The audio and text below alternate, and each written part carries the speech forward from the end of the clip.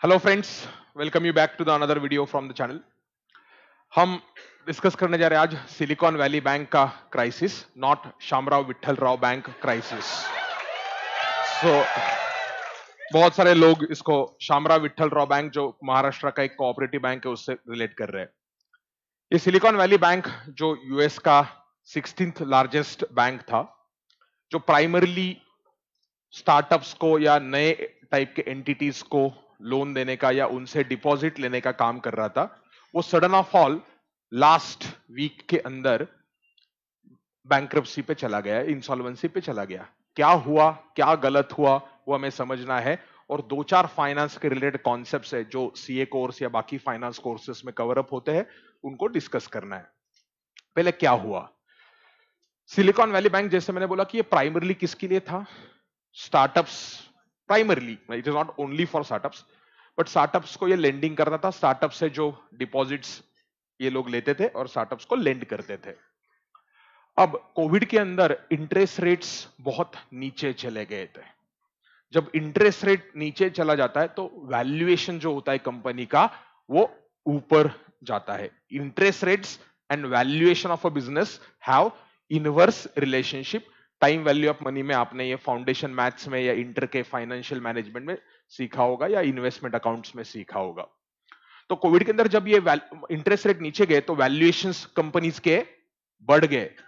वो increased valuation पे इन companies के अंदर बहुत बड़ा इक्विटी इन्वेस्टमेंट आने लग गया।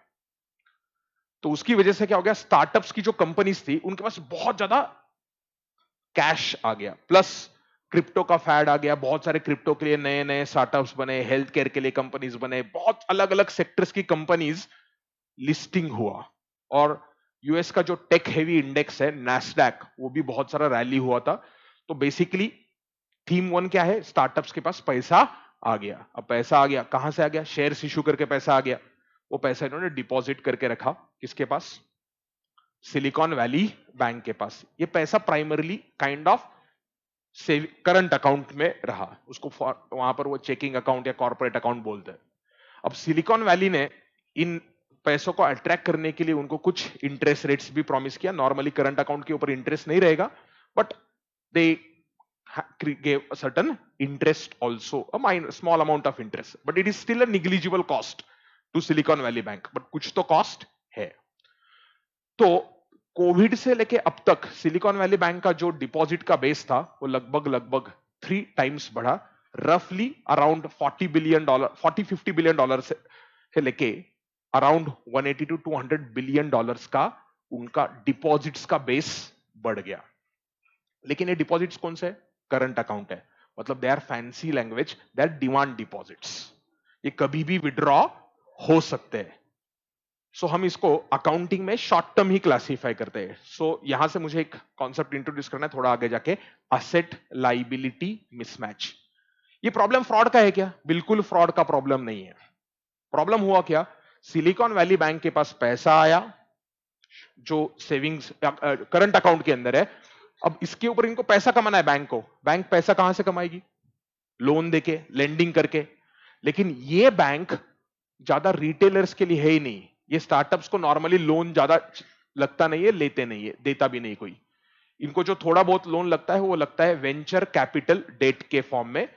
तो ये वेंचर कैपिटल डेट स्टार्टअप्स को प्रोवाइड करते थे, बट उसके लिए उतना पैसे का जरूरत नहीं था जितना डिपॉजिट आया था। So increase in deposit was much more than increase in loans given by Silicon Valley Bank. तो क्या हो गया, मिसमैच क्रिएट हो गया। You have a very high amount of deposits but the loans that you disbursed are much lesser. तो इनके पास access liquidity हो गई। किसके पास, सिलिकॉन वैली बैंक के पास एक्सेस लिक्विडिटी हो गई। तो मैंने इन्होंने इनको जो भी था ना लोन, ये वेंचर कैपिटल डेट करके देते थे। इंडिया के अंदर ये वेंचर कैपिटल डेट देने वाला जो एक एंटिटी है, ट्राइफेक्टा, कभी सर्च करना, लार्जेस्ट एंटिटी इंडिया के अंदर है, वेंचर कैपिटल डेट प्रोवाइड करता है। यूएस के अंदर भी है ट्राइफेक्टा, बट यूएस में बाकी बहुत सारे एंटिटीज भी है। तो अब अपने पास क्या हो गया बच्चों, सिलिकॉन वैली बैंक के पास सरप्लस तैयार हो गया। अब ये सरप्लस का करेंगे क्या, इन्होंने गवर्नमेंट बॉन्ड्स खरीदे और mortgage backed securities, which are basically housing loan के अगेंस्ट जो सिक्योरिटीज इश्यू किए रहती है वो खरीद ली। अब ये जो गवर्नमेंट बॉन्ड्स और मॉर्गेज बैक सिक्योरिटीज है उनका टेन्योर है लगभग लगभग 10 साल का, और ये इन्होंने खरीदी कोविड के अंदर जब इंटरेस्ट रेट्स कम थे। सो अ YTM yield to maturity on these government bonds was approximately 1.5% when these bonds were purchased by Silicon Valley Bank. Government bonds plus mortgage securities. YTM is basically nothing but such a discount rate at which present value of inflows and present value of outflows equals. तो इन्होंने bond खरीदा, तब YTM कितना था? 1.5%. Over the years उनको लगा कि ये इंटरेस्ट रेट से बहुत ज्यादा नहीं बढ़ेंगे, इन्फ्लेशन कंट्रोल में रहेगा, बहुत ज्यादा इन्फ्लेशन नहीं बढ़ेगा तो इंटरेस्ट रेट बहुत ज्यादा नहीं बढ़ेंगे, क्योंकि इंटरेस्ट रेट अगर बढ़ गया ना तो बॉन्ड की प्राइस नीचे आती है, कम हो जाती है for a fix price bond, ठीक है। बट 2022 के अंदर इन्फ्लेशन कंट्रोल में नहीं आया, इन्फ्लेशन बढ़ता ही रहा। To a large extent Russia Ukraine war was also responsible for it. तो सप्लाई के बॉटलनेक्स आए, प्लस बहुत ज्यादा इन्फ्लेशन बढ़ गया, उसकी वजह से फेड को क्या करना पड़ा? इंटरेस्ट रेट बढ़ाने पड़े। जब फेड ने इंटरेस्ट रेट बढ़ाए तो नए बॉन्ड्स के ऊपर वो हाई इंटरेस्ट रेट रहता है।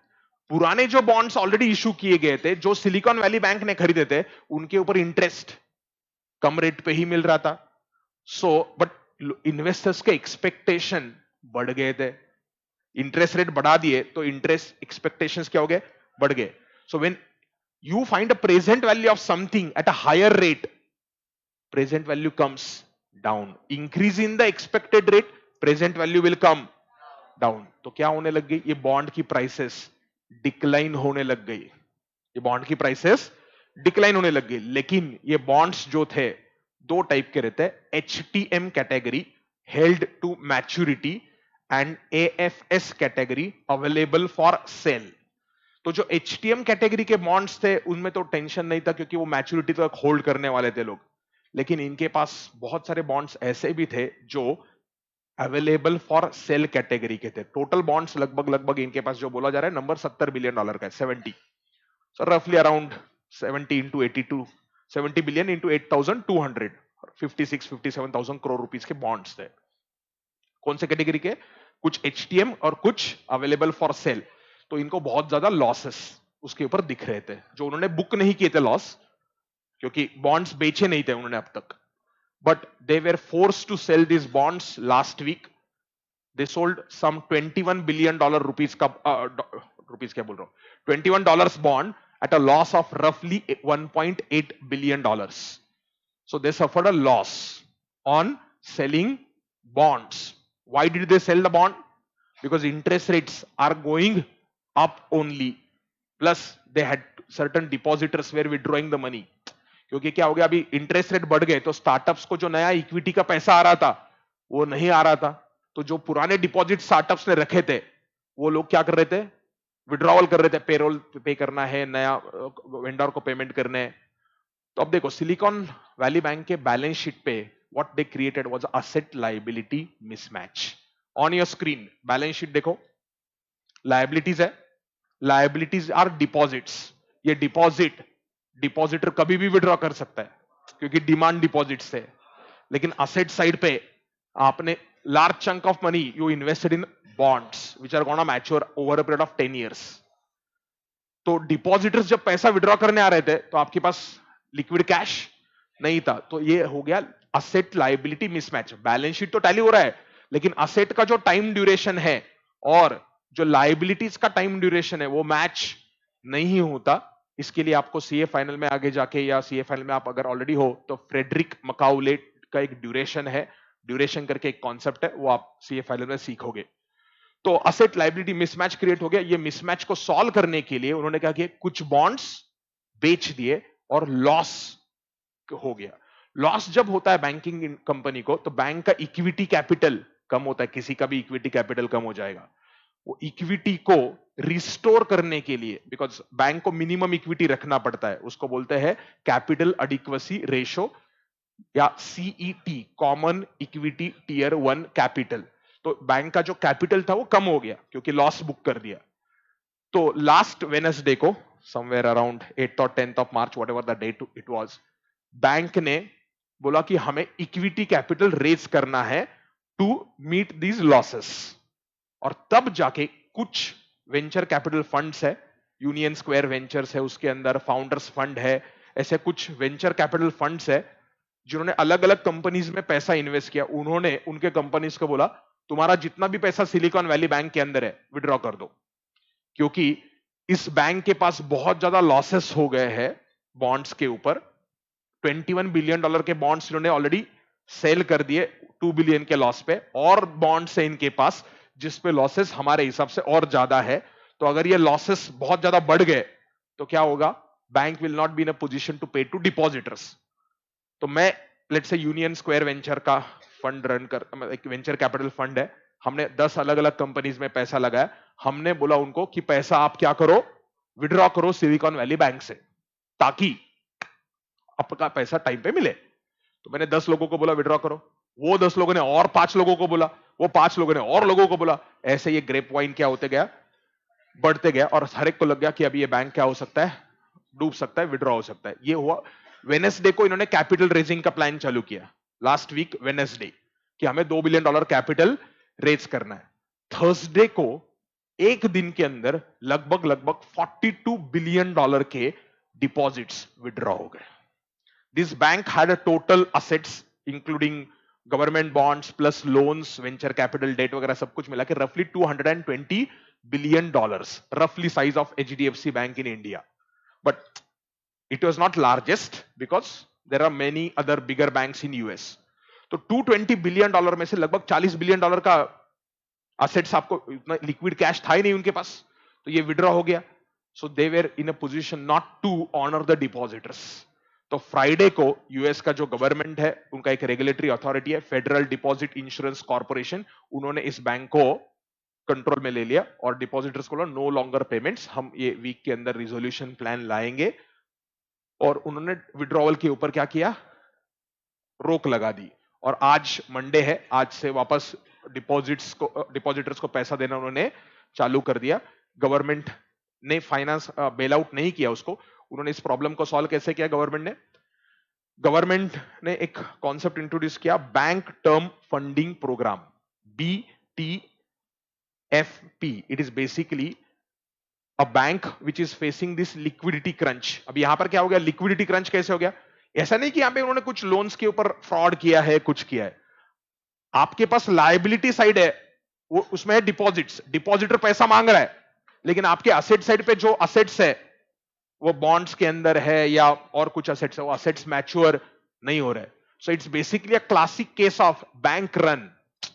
तो depositors are asking for withdrawal, but bank के पास असेट साइड पे लिक्विड असेट्स नहीं है। सी, बैंक एक लिक्विड असेट रखता है टू अ सर्टेन एक्सटेंट, जैसे हमारे इंडिया में स्टैट्यूटरी लिक्विडिटी रेशियो होता है, लेकिन वो एक परसेंटेज ऑफ टोटल डिपॉजिट्स होता है। उससे ज्यादा डिपॉजिटर्स अगर विड्रॉ करने आ गए तो बैंक के पास पैसा नहीं है ना उतना। तो ये क्लासिक केस का था, असेट लायबिलिटी मिसमैच का और बैंक रन का। तो क्या जरूरी था, बैंकिंग सिस्टम में लिक्विडिटी प्रोवाइड करना जरूरी था। तो वो लिक्विडिटी 12 मार्च 2023 से लेके 11 मार्च 2024 तक फॉर 1 ईयर यूएस का जो सेंट्रल बैंक है फेड रिजर्व, वो फेड रिजर्व क्या करेगा, बैंकिंग सिस्टम को लिक्विडिटी प्रोवाइड करेगा। तो किसी भी बैंक के पास अगर बॉन्ड्स है जो उनको बेचने नहीं है लेकिन उसके अगेंस्ट उनको लिक्विडिटी चाहिए, तो वो बॉन्ड्स कोलैटरल रख सकते हो फेड के पास, और फेड से उनको क्या मिलेगा, लोन मिलेगा for entire face value of the bonds और par value of the bonds. तो अब कोई भी बैंक है, दूसरा बैंक जिसको ये प्रॉब्लम लग रहा है, तो बैंक क्या करेगा, फेड रिजर्व के पास जाएगा, ये बोलेगा हमारे पास इतने बॉन्ड्स है, ये हम आपके पास गिरवी रख रहे हैं, आप हमें क्या करो, उसके अगेंस्ट लोन दो जो हम यूज करेंगे डिपॉजिटर्स को पे करने के लिए। It's basically bank term funding program for next 1 year is announced by the US Fed. In my opinion it is a short term solution to a problem. अब इसमें लॉसेस तो हो गए, इसमें लॉस आप क्या कर रहे हैं, पोस्टपोन कर रहे हैं, क्योंकि बॉन्ड जो है वो बॉन्ड की वैल्यूज क्या हो चुकी है, कम हो चुकी है, बॉन्ड की वैल्यूज ऑलरेडी कम हो चुकी है, लॉस आप सिर्फ बुक नहीं कर रहे हो। ऐसे कितने बॉन्ड्स है टोटल, कितने बॉन्ड्स बैंक के पास है भगवान जाने, लेकिन यूएस गवर्नमेंट का बैलेंस शीट अगर मैं देखूं, रफली trillion dollars, 10 times of Indian economy के बॉन्ड्स टोटल यूएस गवर्नमेंट ने इशू किए हैं। वो अभी बैंक्स के पास कितने हैं, इंडिविजुअल्स के पास कितने हैं, यूएस सिटीजन्स के पास कितने के उसका ब्रेकअप ऑब्वियसली किसी के पास नहीं है, but there are so many banks in United States which are sitting on huge MTM, mark to market losses. Mark to market losses पे बहुत सारे लोग बैठे हुए हैं। इसका आगे जाके क्या होगा प्रेडिक्शन करना बहुत मुश्किल है, बट यूएस गवर्नमेंट ने इसको रोकने की कोशिश तो की है। कैसे रोकने की कोशिश की? जो भी किसी बैंक में ऐसा लिक्विडिटी क्रंच आएगा तो वो लिक्विडिटी क्रंच वो सॉल्व कर सकते हैं by taking a loan from what? Fed Reserve. India में ये सिमिलर चीज हुआ था म्यूचुअल फंड के केस में। फ्रैंकलिन टेम्पल्टन करके एक म्यूचुअल फंड था, जस्ट कोविड जब शुरू हुआ था तब फ्रैंकलिन टेम्पल्टन के कुछ डेट फंड्स थे, वहां से लोग पैसा विड्रॉ करने लग गए, लेकिन वो पैसा विड्रॉ करने के लिए फ्रैंकलिन टेम्पल्टन के पास कैश नहीं था, because they were not able to sell the bonds that Franklin Templeton had. Franklin Templeton के पास कॉर्पोरेट बॉन्ड्स थे, आइडिया के थे, बाकी बहुत सारे गवर्नमेंट कंपनीज उनके बॉन्ड्स थे, लेकिन वो बॉन्ड्स मैच्योर नहीं हो रहे थे। तो ये प्रॉब्लम फ्रॉड का नहीं है, ये प्रॉब्लम असेट लायबिलिटी मिसमैच का है, और बॉन्ड की प्राइसेस इनवर्सली रिलेटेड होती है। तो पिछले 2 साल में इन्फ्लेशन बहुत बढ़ गया, किसी को एक्सपेक्टेड नहीं था रशिया यूक्रेन वॉर इतना चलेगा। जब इन्फ्लेशन बढ़ गया तो बॉन्ड की प्राइसेस क्या हो गई? नीचे चली गई। और वो प्राइसेस नीचे चले जाने को हर एक डिपॉजिटर को लग रहा है ये बॉन्ड के अगर लॉसेस हो गए, असेट साइड पे जो लॉसेस है बैंक को, वो लॉसेस अगर इक्विटी से ज्यादा हो गए तो डिपॉजिटर्स विल सफर। मेरा इक्विटी 100 रुपए का है, डिपॉजिट्स 500 रुपए के, 600 रुपए का टोटल हो गया, 600 के मेरे असेट्स है। अगर असेट्स के ऊपर का लॉस 100 से ज्यादा हो गया, loss will have to be suffered by depositor. तो राइट नाउ यूएस गवर्नमेंट ने बोला है depositors will not suffer a loss, they will be paid entirely. फिर आप बोलेगे लेकिन लॉस सफर कौन करेगा? फिर लॉस तो है क्योंकि असेट साइड पे पोर्टफोलियो जो है उस पे लॉसेस है। अभी लॉस जो होगा वो एक फी लगाएंगे, बैंक असेसमेंट फी उसका नाम बोला है उन्होंने। वो फी वो लेवी करेंगे as per the US law, and वो लॉसेस वहां से रिकवर हो जाएगा। लेकिन ये कब तक चलेगा? अल्टीमेटली इसका कॉस्ट यूएस के टैक्स पेयर को या सबको पे करना पड़ेगा।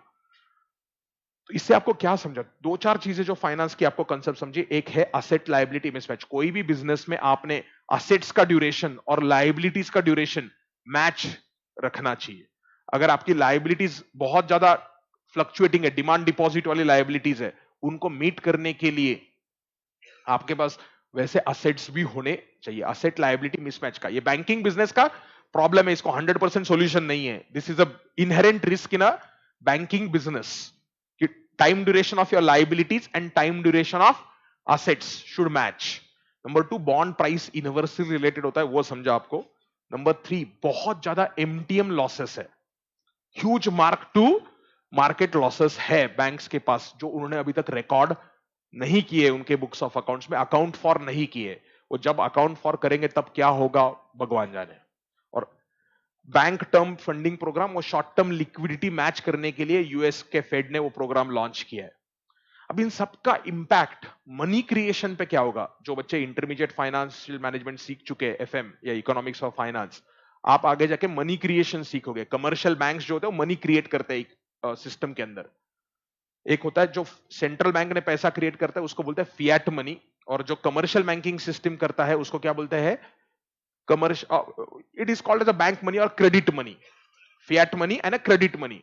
क्रेडिट मनी क्रिएट करने के लिए बेसिक कॉन्सेप्ट ये है कि डिपॉजिट्स बैंकिंग सिस्टम में रहने चाहिए। अगर डिपॉजिटर्स बैंकिंग सिस्टम से पैसा विड्रॉ करके फिजिकल कैश होल्ड करने लगे या डिपॉजिट रखने से डरने लगे, और बैंक्स भी उसकी वजह से आगे लेंडिंग नहीं कर पा रहा है, उसका इंपैक्ट इकोनॉमिक एक्टिविटी पे आएगा। अब ये सारी चीजों का इंपैक्ट लॉन्ग टर्म में क्या होगा, ओनली टाइम विल टेल। क्योंकि अभी तो सिर्फ एक बैंक बैंकरप्ट हुआ है, उसके साथ दूसरा बैंक आज बैंकरप्ट हुआ है ऑफिशियली, सिग्नेचर बैंक। तो अभी इसका कंटेजियन इफेक्ट कितना होने वाला है ये अभी तक मालूम नहीं है किसी को क्लैरिटी के साथ। लेकिन शॉर्ट टर्म के अंदर मुझे जो एक चीज लग रही है, ये सारा प्रॉब्लम हायर इंटरेस्ट रेट की वजह से, higher interest rate because of higher inflation है। तो अभी 21-22 मार्च 2023 को Fed Reserve is gonna come up with their monetary policy committee meeting. उसके अंदर वो इंटरेस्ट रेट बढ़ाने का सोच रहे थे। अब तक there was a indication that they will increase interest rate.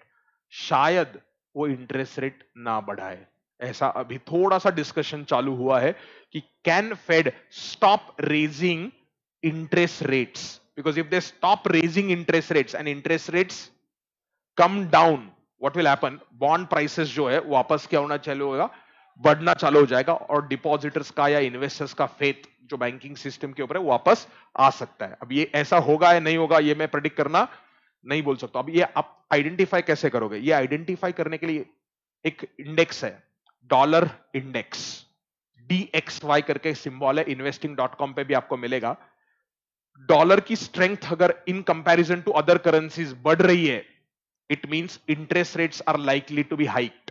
दो चीजें हैं उसको ट्रैक करने के, एक है DXY which is a strength of dollar, और दूसरा है US 10 ईयर बॉन्ड का YTM, US 10 ईयर बॉन्ड का YTM। अगर US 10 ईयर बॉन्ड का यील्ड टू मैच्योरिटी बढ़ रहा है तो इसका मतलब ये है कि फेड इंटरेस्ट रेट्स बढ़ा सकता है।